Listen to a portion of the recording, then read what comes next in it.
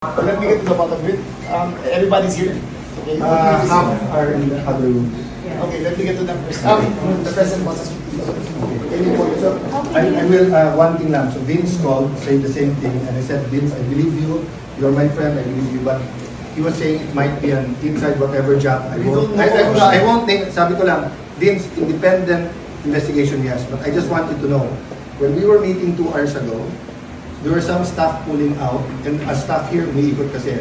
They told our other staff and other senators, pull out, may mangyayari. And even our deputy secretary, will tell you who she is, she got the same text. And she told yung kausap niya na, I can't leave, we're waiting for the articles of impeachment. So I mean, if it was an inside job from our side, from the 13, we wouldn't have been receiving. Just to make it. No. Yeah, we'll We'll yeah. get the bottom. I don't have What what you have to know is that there is another entrance in this building.